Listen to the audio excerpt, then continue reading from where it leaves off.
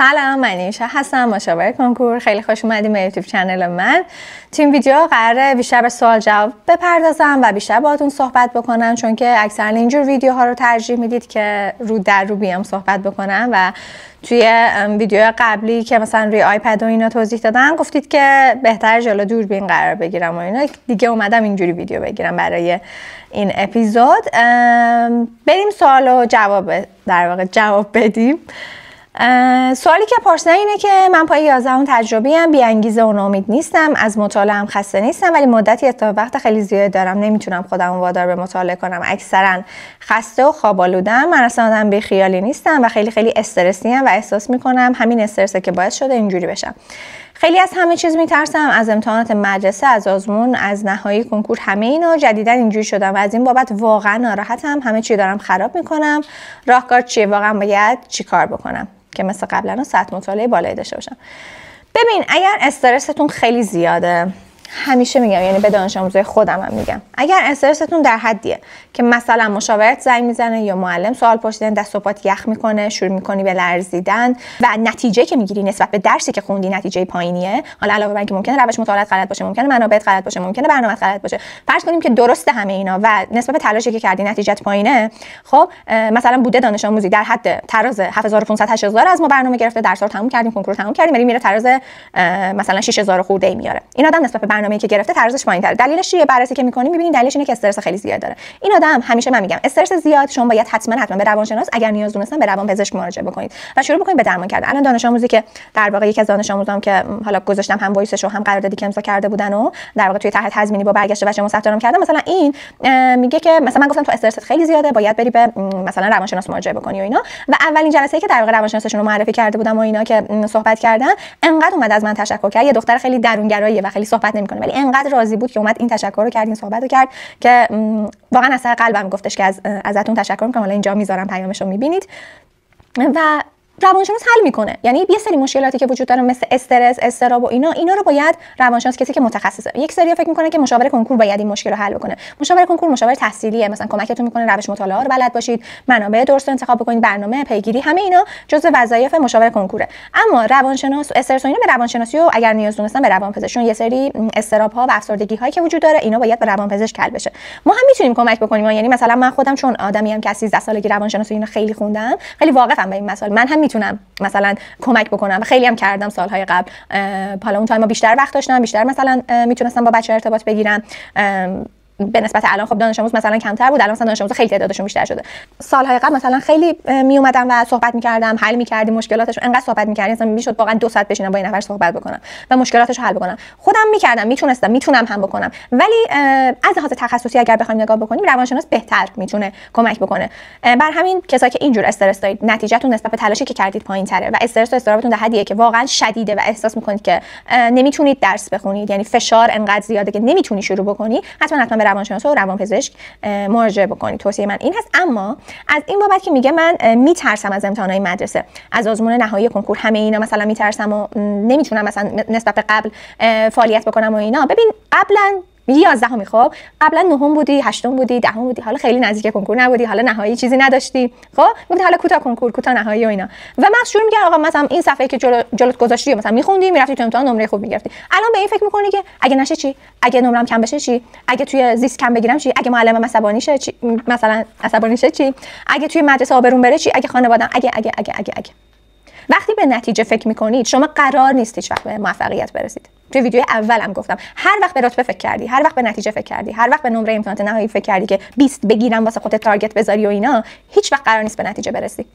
خب به عنوان کسی که این راهو رفته، به عنوان کسی که هزاران دانش آموز از زیر دست من رد شدن و صدها دانش آموزی که واقعا نتیجه گرفتن و موفق شدن، دارم بهت میگم که هر وقت به نتیجه فکر کنی قرار نیست به موفقیت برسی. هر وقت به نمره فکر کردی قرار نیست به موفقیت برسی. پس به چی فکر کنی؟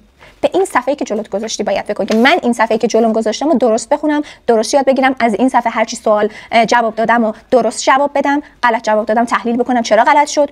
شروع کنی به همینجوری سوال جواب دادن و صفحه‌ای که در واقع جلوت گذاشتی و درست خوندن. اون وقتی که می‌بینی افتادی رو غلطه درس خوندن، دوباره برگشتی به تنظیمات کارخونه. این کارو بکنید. من 100% دانش آموزان با این نتیجه گرفتن، 99 هم نه 100%. گفتم آقا مثلا میگه من نمیتونم مثلا درس بخونم، میگم این سوالو بشین الان جواب بده. سوالو جواب میده، درستم جواب میده. اتفاقا خیلیاشون قرار نیست مثلا حالا یک مبحثی رو قبلا خوندی، کتاب درسی خوندی، درسنامه، ویدیو آموزشی استاد تدریس کرده، متوجه شدی، حالا بیا مثلا از اون درس تست کار کن، سوال کار کن. حالا با توجه به برنامه‌ای که داری، با توجه به برنامه راهبردی، برنامه امتحانات مدرسه، برنامه خودت، با توجه به اینا شروع کن به سوال حل کردن تو این جور مواقع. هر وقت نتیجه اومد تو ذهنت، هر وقت این ترس و واهمه اومد تو ذهنت، هر وقت این استرس اومد توی ذهنت، بشین سوال حل کن. این مثلا میشد کار مشاوره ما، مربوط میشه به در واقع مشاوره تحصیل. هر وقت این افکار به سراغت اومد، سوال حل میکنی. مطمئن باش، بهت قول میدم، تضمین 100% میدم، اگر اینو انجام بدی تا آخرین لحظه‌ای که وارد جلسه کنکور، وارد جلسه امتحانات نهایی میشی، این کارو بکنی، سوال جواب بدی، صفحه‌ای که جلوت گذاشتی درست متوجه بشی، منابع درست باشه، برنامه درست، همه اینا رو درست انجام بدی و فقط دغدغت این باشه که این مطلب مثلا الکتریسیته ساکن، الکتریسیته جاری رو درست متوجه بشی، شیمی و زمین و هر چیزی درست متوجه بشی، اون وقته که به نتیجه میرسه. اون وقته که یه دونه سوال جواب میدی، میشه 2 تا سوال، 2 تا 3 تا میشه ورقه آزمون امتحانات نهایی و نمره کامل. اینجوری نمره کامل به دست میاد. نه اینکه بشینی فکر کنی، غرق افکارت بشی، چه میدونم به روپوش پزشکی فکر کنی، بری روپوش پزشکی بخری، بیا آویزون کنی توی اتاقت، بری استتوسکوپ بخری، بذاری رو گوشت، قلبت گوش میدین چی میگم. یعنی از این کارا خیلی میکنن بچا، عکساشو برام میفرستن که مثلا رفتم روپوش پزشکی اینو خریدم. اینا غرق تخیلاتن و قرار نیست. نمیگم هیچ کدوم قرار نیست نتیجه بگیرن، ولی احتمال موفقیتشون کمه. نکنید این کارو. من نمیگم هدف نداشته باش، نمیگم اصلا اینا رو. میگم هدفت این باشه که سوالی که جلوت گذاشتی درست حل بکنی. سوالی که تو آزمون قلمچی نشستی سر جلسه آزمون قلمچی درست حل بکنی سوالو. این باشه دغدغت، تو درس خونی. دغدغت حل سوال باشه، تو به رتبه خوب میرسی. دغدغت این باشه که من کدوم دانشگاه برم. سوال پرسیده که من آدم وابسته ایم، مثلا به این فکر میکنم که دندون پزشکی میخوام ولی مثلا چون دندون پزشکی تهران خوبه، من نمیتونم از شهرم، چون وابسته خانواده‌ام، من نمیتونم از شهرم بیام بیرون و توی دانشگاه خوب درس. ببین الان به چی داره فکر میکنه. تو یعنی انقدر مطمئنی از خودت، از مثلا درسی که میخونی که آره با دستت گذاشتی من شهید بهشتی قبول شدم، حالا به این فکر کنم که مثلا من آدم وابسته ایم چطوری. مثلا تو اول قبول شو، اول درستو بخون، نمرتو بگیر، رتبه‌تو بیار، بعد به این فکر کن. بعد تصمیم میگیریم که اوکی الان چه تصمیمی بگیریم. بمونی پیش خانوادت با تو بیان یه شهر دیگه، مثلا بیان تهران، یا چه کار بکنی. یا شهر خودت دانشگاهش خوبه، به این فکر کنی. اون موقع به این باید فکر بکنی، نه الان. کسی که الان به این فکر میکنه، قول شرف میدم بهتون، قول تضمینی میدم بهتون که قرار نیست نتیجه بگیره. اگر الان جلوی اینو گرفتی موفق بشی، نگرفتی فراموش کن. حالا ببین دیگه، اگر الان حرف منو گوش نمی‌کنی برو خودت ببین. میگم من تجربه 12 ساله دارم، واقعا 12 سال توی حوزه کنکور دارم فعالیت میکنم، اطلاعات دارم. میگم از 13 سالگی روانشناسی و اینا میخوام، به جای اینکه مثلا کامپیوتر تازه خریده بودیم اون موقع بشینم مثلا توی سایت‌های مختلف بگردم، چه می‌دونم بازی بکنم، اینو صرفاً کارم این باشه. نمیگم این کارو نمی‌کردم، بازی نمی‌کردم، نه منم بازی می‌کردم مثل شما، ولی همش سرچ می‌کردم مقاله‌های مختلف. یعنی فکر کن یه بچه 13 ساله داشت روانشناسی می‌خوند، اینقدر علاقه‌مند بودم به این چیزا و همونها باعث شد الان توی کار مشاوره مثلا موفق‌تر باشم. یعنی یه نفر سلام میده، از نوع سلامش تشخیص میدم این آدم درونگره، میانگره، برونگره، چطوری برخورد بکنم باهاش، چطوری صحبت بکنم باهاش. مثال زدم اینو، چطوری توضیح بدم، چطوری مثلا مشکلاتشو برطرف بکنم. اون روانشناسی خوندن خب توی کار مشاوره مثلا بهتر باشم. من نمیدونستم قراره مثلا توی این کار بیام، توی اون سن که اصلا آدم نمیدونه چی میخواد، ولی میگم از اون موقع درگیری ذهنی داشتم راجع به اینجور مسائل. وقتی تجربه دارم، وقتی این تجربه رو الان دارم به شما انتقال میدم، مطمئن باشید که پشتش کلی واقعا حرفه‌ای بودن هست، تجربه هست، اطلاعات هست. علاوه بر اون تجربه این همه دانش آموز از زیر دستم رد شدن هست، دیدم که میگم. پس تنها چیزی که باید فکر کنی اینه که این سوالی که جلوت گذاشتی رو درست حل کنی. الان همین جمله رو بنویس، این سوالی که جلوم گذاشتم رو باید درست حل بکنم. این باشه دیدگاه و ذهنیتت نسبت به درس خوندن، تو موفق خواهی شد. حالا ببین، یک بار انجام بده، برو همین الان انجام بده، بیا توی کامنت ها نظرتو حتما برای من بنویس که مطمئنم که نتیجه میگیری. یعنی از این بابت مشکلی نداریم، ولی حتما انجام بده، بهت قول میدم که نتیجه میگیری. بعدی پرسیده که من تازه شروع کردم به درس خوندن و برای شیمی فیلم میبینم، بعد حس میکنم که خیلی وقت گیره، به نظرتون فیلم ببینم، درسام بخونم، چطوری درس بخونم و اینا؟ برای شیمی خیلی وقت گیره میگه. ببین من برای شیمی توصیه اینه که 0 تا 100 ویدیو ببینید، ولی نه با هر استادی. من خیلی توی شیمی توصیه نمیکنم درسام بخونید. بودن کسایی که با درسام موفق شدن، ولی شما برای شیمی حداقل بدونید که ویدیو آموزشی 0 تا 100 200 ساعته، بشین 200 ساعت رو ببین. خب من دانش آموزی داشتم که مثلا پرسیدن که فلانی اگر ویدیوی مثلا این استادو میدیدی، هیچ تستی نمیزدی، هیچ درسنامه‌ای نمیخوندی، هیچی، فقط ویدیو این استادو میدیدی، چند درصد میزدی؟ و همه میگن 100% میزدم. شیمیو میرفتم 100% میزدم. یعنی گاهن یه سری‌ها هم ویدیو رو میبینن، هم درسنامه میخونن، هم میرن تستشو میزنن، این تست تموم میشه میرن، این تست تموم نشده میرن یه منبع دیگه میخرن چون دوستشون اون منبع داره خیلی تعریف کرده، یا مثلا یه استاد دیگه کتاب دیگه معرفی کرده، این نصفه مونده تازه رفته اون رو شروع کرده و همینجوری درگیر منابع مختلف و اینا از مطلب اصلی که درست متوجه شدن اون فصل اون درس دور میشه و در واقع از نتیجه گرفتن دور میشه. برای فیزیک من توصیه نمی‌کنم که 0 تا 100 ویدیو آموزشی ببینید مگر اینکه خیلی ضعیف باشید. برای فیزیک من توصیه‌ام درسنامه خوندنه. حالا درسنامه خیلی سبز الان اینجا بهتون پیشنهاد میدم.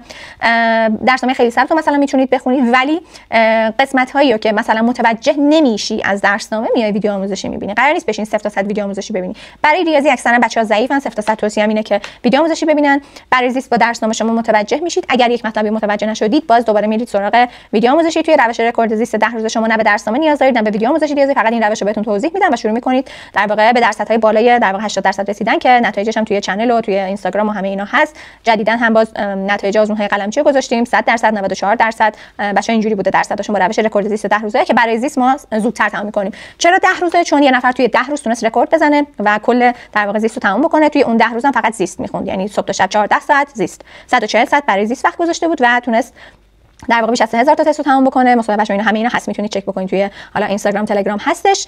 برای اطلاعات بیشتر هم میتونید همین به آیدی تلگرام هم پیام بدید. برای زیست، برای شیمی گفتم 0 تا 100 حتما ویدیو آموزشی ببینید. برای فیزیک چه هایی که نیازه، برای ریاضی هم همینطور. زمین شناسی هم با درسنامه کاملا جمع میشه، یا حالا 50% میتونید واقعا بزنی از زمین شناسی. و همین نگران نباشید. برای نهایی ها هم حتما ویدیوهای آموزشی رو انتخاب بکنید که ساعت تدریسشون کمه. مثلا میگم واسه نهایی هم 100 ساعت ما وقت نداریم واسه ریاضی بشینیم بخونیم. مثلا دانش آموزای من واسه نهایی در واقع 10 ساعته ویدیو آموزشی و فکر کن سرعت ویدیو رو برده بالا 1.5x 2x مثلا، چون حالا مثلا کنتر هم ممکنه استاد صحبت بکنه و اینا با 2x هم میشدید و میبینید مثلا 10 ساعت توی هفته توی یه روز تموم کرد ریاضیو. اینجوری انتخاب بکنید حتما منابعتون رو. حالا برای درس‌های مختلف، برای دینی ادبیات من توصیه نمی‌کنم ویدیو آموزشی. برای زبان هم همینطور. اگر زبانتون خیلی ضعیفه ویدیو آموزشی ببینید. برای عربی چرا به نظرم نیاز ویدیو آموزشی. ادبیاتو چرا میگم؟ چون واقعا انقدر مطالب رایگان توی سایت‌های مختلف هستش که مثلا سرچ کنید بدل چیست توی گوگل میاره و بدل همونجا یاد میگیره، در حد 1-2 دقیقه بیشتر وقتتون نمیگیره. ولی بری ویدیو آموزشی ببینید این ساعت نشسته بدل واسه توضیح داده، متوجه شدم آقا رد شو. خب به همین واسه هر چیزی نباید وقت بذاریم، ما تایم نداریم بشینیم این همه. تو اگه بخوای ویدیوهای آموزشی حساب کنی بالای 2000 ساعت در میاد. طرف اصلا 2000 ساعت درس نمیخونه که بخواد این همه حجم تمام بکنه و این میشه چرخه پشت کنکور موندن گیر کردن. چون باید یک راهی انتخاب بکنید که میدونید که آقا من قراره با این به نتیجه برسم. اینم از این. سوال خیلی خوبی پرسیده. گفته که مشکل اصلیم ریاضی هست. الان میخوام با بودجه آزمون قلمچی جلو بیام، باید حد بخونم که اونم پیش نیازهای خودشو داره. به نظر شما برای ریاضی بهتره از برنامه آزمون جدا بشم؟ قطعا. وقتی شما میبینید از پیش نیازها جدا شدید، حتما با برنامه خودتون پیش برید. پیش نیازهای مثال میگم ریاضی اینه که اول معادله نامعادله رو در واقع بخونید، بعد مثلا تابع رو بخونید. شما باید یک ترتیب مشخصی داشته باشید. برای ریاضی خوندن، برای زیست خوندن، برای فیزیک، برای شیمی یک ترتیب داره. مثلا خیلی میاد دهم، 11ام، 12ام اینجوری به این ترتیب درس میخونن. من واقعا تعجب میکنم. اینجوری احتمال موفقیت بسیار کمه. کنکور ترتیب داره. طبق اون ترتیب باید بدونی اول ریاضی کدوم فصل رو بخونی. و توی من چرا برنامه قلمچی رو خیلی دوست ندارم؟ چون این ترتیب اصلا رعایت نکرده. درسته که خیلی مثلا با برنامه راهبردی پیش میرن نتیجه میگیرن اینا، ولی اگر این ترتیب انجام بشه نتیجه اون دانش آموزی که مثلا میگم اونجا 700 شده رتبهش ممکن بود که بشه 100. خب با توجه به استعدادی که در واقع داشته. اینو میگم. برای همین من برنامه راهبردی از بابت ترتیب مطالعه خیلی ترجیح نمیدم، ولی برای اینکه توی آزمون‌های حضوری شرکت بکنید، تجربه آزمون دادن حضوری رو داشته باشید، حتما آزمون‌های حضوری شرکت بکنید بچه‌ها. یه سری میگن که هزینه آزمون قلمچی زیاده و اینا، حق دارید، واقعا زیاده، ولی خب اگر که نمیتونید، حالا سایت‌های مختلف آزمون‌های آزمایشی مختلف رو میذارن، میتونید اونها رو دانلود بکنید و برید با لباسی که قرار بود توی آزمون قلمچی بپوشید یا قراره توی سرجلسه کنکور سرجلسه نهایی با یونیفرم مدرسه بشینید و برید کتابخونه این آزمون‌ها رو بدید توی اون جو در واقع شلوغی که وجود داره. نمیتونید توی مثلا میگم سکوت مطلق خونه آزمون بدید و بگی اوکی من درصدم مثلا فلان شد پس اوکی ام من خوبم. نه، تو باید توی شلوغی هم مغزت عادت بکنه، یعنی حالت شبیه سازی جلسه کنکور باشه و اینا که بتونی توی سر و صدا چه می‌دونم ورق زدن و اینا حواست پرت نشه، تمرکز داشته باشی. خیلی‌ها این مشکل دارن که تمرکز ندارن و واقعا درصدشون نسبت به اون حالتی که توی خونه می‌زدن پایینه. یکی از بزرگترین دلایلی که مثلا بچه‌ها میگن توی خونه درصدمون بالا ولی توی آزمون درصدمون پایینه چون تمرکزتون بالا نیست، چون تغذیه‌تون صبح مثلا بیدار میشید خیلی بدون صبحونه خوردن میرن سر جلسه و منم جزو این دسته بودم و اینا و واقعا نمی‌فهمیدم چه آزمونی دارم میدم و فاجعه بود. حتما تغذیه درست حسابی داشته باشید. راجع به این ویدیو هم در واقع درست میکنم که تغذیه سال کنکورمون، تغذیه روز کنکور و صبحونه و اینا آزمون‌های مختلف چی باید باشم حتما صحبت میکنم باهاتون. بعد یه سری در واقع نوشیدنی هایی رو من استفاده می‌کردم که واقعا 6 ساعت منو سیر نگه می‌داشت میتونم بگم و هیچ مشکلی برای من پیش نمیومد، وسط اصلا تمرکزم به هم نمیخورد. اینا خیلی مهمه که بدونی چی می‌خوری سال کنکورت و نمیگم آقا حتما سالم خوری برو پیش برو اینا، نه، من خودم واقعا آدم خیلی فست فود خور و خیلی غذاهای بیرون رو خیلی دوست دارم و الانم اینجوریم، یعنی یعنی مامانم کافیه یه روزی بگه من خستم و اینا، من زدم یعنی بیرون، اینجوریم. خب برای همین خودم واقعا از جامعه شما دیگه تقریبا من متولد 77م، نزدیکیم به هم. برای همین نمیگم که آقا فست فود اینو نداشته باشید و اینا، ولی روز کنکور روز جلسه چرا مهمه؟ این مهم. مثلا من یه دانشجوی پزشکی بود باهاش صحبت می‌کردم و پیشنهاد دادن عدسی بخوریم که خیلی هم خوشمزه است. عدسی بخوریم و اینو که امتحان کردم اون آزمون من ترازم ترکوند. بعد فهمیدم که من مشکل واقعا تغذیه، منم خب آدم لاغری ام دیگه، الان 47 کیلو ام، ببین اون موقع چند بودم و اینا. بعد یعنی واقعا خیلی لاغر بودم، خدایی نمی‌خوردم دیگه، دوست نداشتم خیلی. بعد اینکه اون عدسی خوردم و رفتم ترکوندم آزمونو و مشکل واقعا خیلی وقتا حتی تغذیه است. خیلی بعد بدون که توی آزمون در واقع موقع روز آزمون چیا بخورید و اینا. برای همین ریاضی هم گفتم که بهتره که از برنامه راهبردی جدا بشی. حالا بقیه درس‌ها رو میتونی برسونی. آزمون قلمچی هم اگه بخوای صرفا با آزمون قلمچی پیش بری، اون آزمونی که از دست دادی از همونجا شروع کن. توی ویدیو در واقع دومی که داشتیم، نمیدونم موضوع چی بود، ویدیو دومه، اونجا گفتم که از جایی که عقب موندی در واقع بیا مثلا برنامه رو چیز کن، ادامه بده. نگو که آقا من عقب موندم پس کلا عقب موندم. نسبت به کی عقب موندی؟ نسبت به کسی که مثلا اون آزمون رو داد. تو نسبت به خودت باید مسیر خودتو بری. من عقب موندم پس کلا از دست دادم پس کلا درس نمیخونم که این اشتباهه. از اون جایی که عقب موندی ادامه بده. یه جایی که آزمون‌های چه جیغی دارم میکشم، یه جایی که آزمون‌های جنبندی و مرور که میذاره اونجا میرسید به هم. مثلا تو آزمون‌های جنبندی تو میبینی مطالب آوردی جلو، مگه واقعا 7 ماه 6 ماه 8 ماه تایم کمیه؟ آدم بوده تو 1.5 ماه 2 ماه 3 ماه نتیجه گرفته و روزی مثلا حالا 16 ساعت 17 ساعت درس میخونده.